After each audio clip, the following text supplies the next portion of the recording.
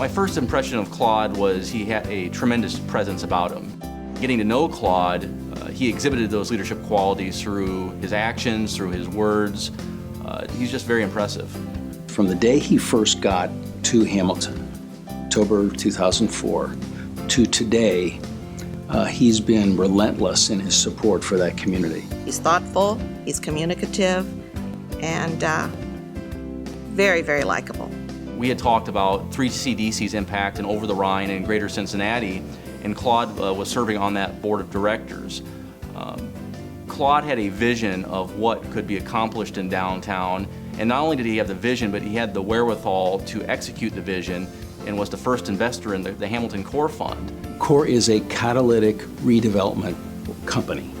So it's an organization that provides gap funding and other resources to develop properties or redevelop properties, mostly in downtown Hamilton, that probably otherwise could not get off the ground or funded without that additional help.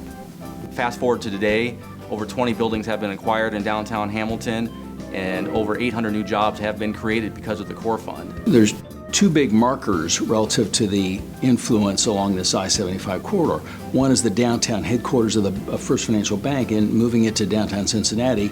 Big expansion, a lot of new jobs, premier building downtown, very visible. And the other is a big operations center in the city of Springdale.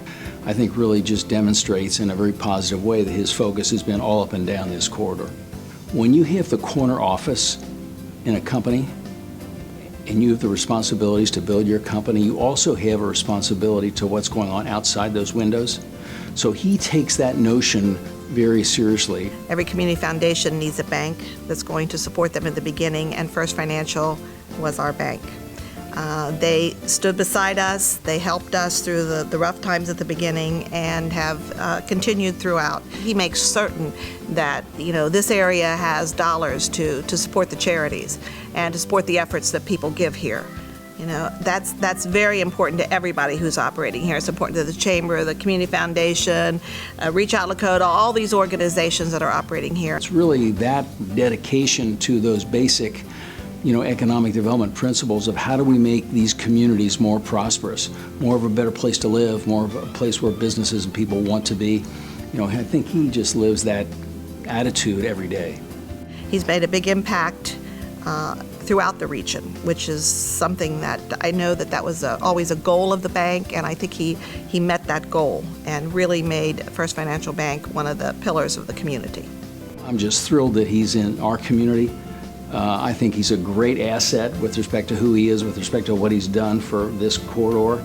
And I just give him my most heartfelt congratulations to both he and to Sarah for everything they do.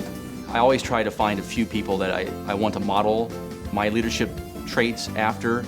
There's no doubt in my mind that Claude Davis definitely would be one of those 2 or 3 people in this region that I would love to emulate.